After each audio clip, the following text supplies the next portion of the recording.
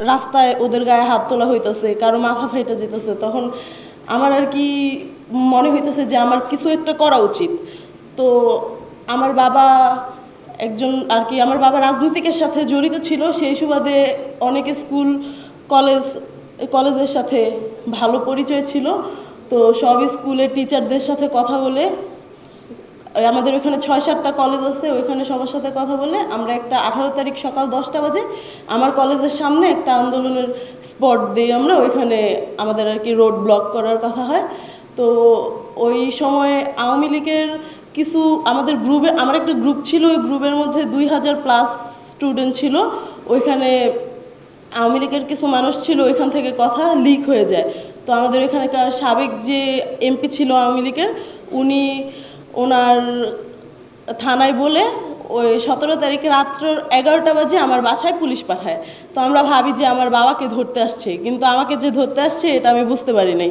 তখন ওনারা আমার সাথে অনেক তর্ক বিতর্ক হয়, আমার বাবা বাসা থেকে পলায়ে যেতে পারে। তো ওনারা এই গ্রিল কাটার মেশিন নিয়ে আসে আমার গেট কাটার জন্য। যখন আমার গ্রিল কাটার মেশিন নিয়ে আসে, আমি ভিডিও করার জন্য সিঁড়ি দিয়ে নিচে নামি, তখন ওনারা আমার হাত থেকে আমার ফোন নিয়ে যায়। ফোন নিয়ে যাওয়ার পরে আমাকে 6-7 জন পুলিশ আটকায় ফেলে। আমার বাসায় ওই দিন রাত্রে 21 জন পুলিশ আসছে 3টা গাড়ি নিয়ে। তারপরে ওই দিন রাত্রে আমাকে নিয়ে যেতে নিছে, তখন আমার আম্মুকে সাথে নিয়ে যায়, আমার চাচা যায় সাথে।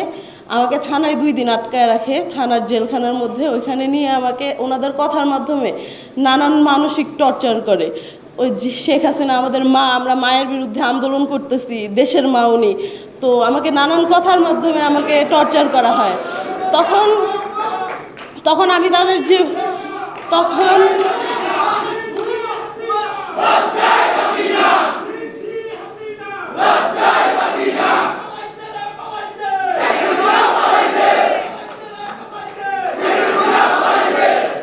তখন আমাকে 2 দিন থানায় রাখে তারা।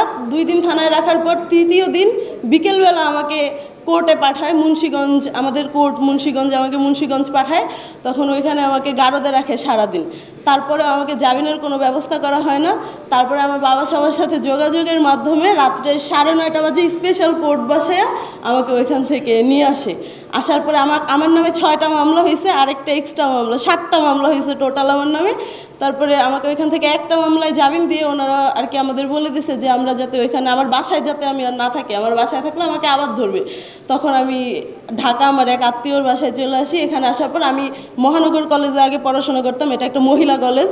এই কলেজ থেকে 18 তারিখ আমি আসার পরে, ওই দিক থেকে আমি আসার পরে 6-7 দিন পরে আমি আবার মহানগর কলেজের ব্যানারে, আমাদের প্রিন্সিপাল ছিল সাবেক ব্রিগেডিয়ার জেনারেল, ওনার সাথে ওনাদের ব্যানারে আমি শাহবাগ তারপরে আন্দোলনে যোগ দেই। আবার আমাদের এই আন্দোলনের মধ্যে ছেলেদের যেমন ভূমিকা ছিল, তেমন পাশাপাশি মেয়েদের, নারীদের সমান একটা ভূমিকা ছিল। আমার মতো অনেক মেয়ে এরকম জেলে ছিল, নির্যাতিত হয়েছে, এবং অনেক মেয়ে আহত হয়েছে, অনেকে মারাও গেছে। এই আন্দোলনে ছেলেদের পাশাপাশি মেয়েদেরও একটা মুখ্য ভূমিকা ছিল। আমাদের যাতে একটা মূল্যায়ন করা হয়, সেই বিষয়ে সবার যাতে একটু। ধন্যবাদ সবাইকে। আসসালামু আলাইকুম।